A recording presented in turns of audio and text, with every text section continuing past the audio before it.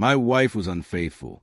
Even saying those words feels like I stepped outside my own life, like I'm watching someone else's story unravel. That kind of betrayal always feels distant, like something you read about, never something you expect to wake up inside of. But it was me, my marriage, my heart. The truth came out in the worst way. Her phone, unlocked on the counter, with messages I'll never be able to erase from my memory. Last night was amazing. Can't wait for next time. 10 words. That's all it took to end a decade of us. When I confronted her, she didn't fight, didn't cry, didn't even try to cover it up. She just looked at me and said flatly, "I haven't loved you in a long time." No apology, no regret, just a confession delivered like a shrug. And somehow that hurt more than the affair itself. That night I left, grabbed my keys, walked out, and drove until I found myself at the only place that didn't choke me with memories, my office. At first I told myself it was temporary, one late night, maybe two, but work quickly became my escape. My desk, my numbers, my inbox, lifeless, yes, but at least they were steady. At least they didn't betray me. It didn't take long for Claire, my boss, to notice. She was in her 40s, sharp, confident, the kind of person who seemed to command space just by standing in it. One evening, long after most of the lights in the building had gone dark, she paused at my cubicle. "Planning to camp out here forever?" she asked, voice teasing but eyes too perceptive. I forced a smile. "Just catching up." She folded her arms, tilted her head. "Don't lie to me. You've been living here all week. What are you really running from?" I wanted to say, home doesn't feel like home anymore. But all I managed was, "It's complicated." She studied me for a second, then said, "Complicated has a way of killing people slowly. Don't let it kill you." Then she walked away, heels echoing in the silence. But Claire wasn't the kind of person who let things go. A few nights later, she reappeared, this time with 2 cups of coffee. She set one down in front of me. "You've got 2 options," she said.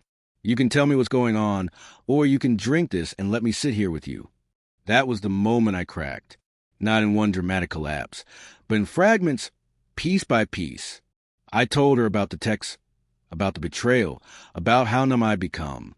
She listened, steady, without pity, without judgment. When I finally stopped, she leaned back and said softly, "Then she's a fool. And you," she pointed at me with her cup, "you're not as broken as you think." For the first time in weeks, I felt visible, not as the man abandoned, not as a failure, just as a person who still mattered. From then on, she made sure I wasn't alone. Sometimes it was coffee in her office. Sometimes her assistant, Jenna, would join us, a younger woman with quick humor and a kind of warmth that filled a room.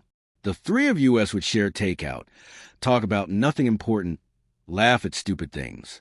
And little by little, I started breathing again. It wasn't about romance. Not then. It was survival, connection, proof that life hadn't completely shut its doors on me. One night, after Jenna had gone home, I stayed behind with Claire. Her office overlooked the city, lights glittering against the dark glass. We sat quietly, sipping coffee, until she finally spoke. "You can't keep living like this," she said, punishing yourself for her choices. "I don't even know who I am without her," I admitted. Claire leaned forward, eyes sharp but kind. "Then it's time to find out." Something in her tone shook me. It wasn't sympathy, it was a challenge, a reminder that I still had fight left in me. My wife had stopped seeing me, stopped hearing me, stopped caring if I disappeared. But Claire refused to let me vanish. That was the night she stood, circled her desk, and said words that still linger. "Come with me instead." She wasn't inviting me into an affair. Not yet. She was asking me to step back into life, to stop letting betrayal be the cage I lived in.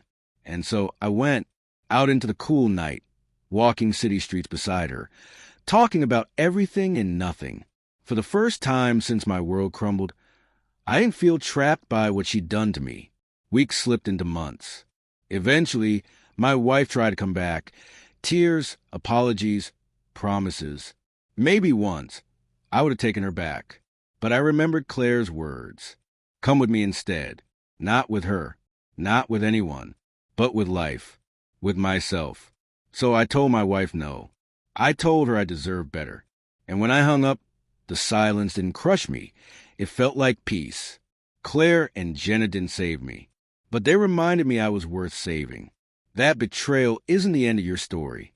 What comes after is. My wife cheated. That's how it began. But how it ends, that part is mine to write. And I've chosen to keep walking forward.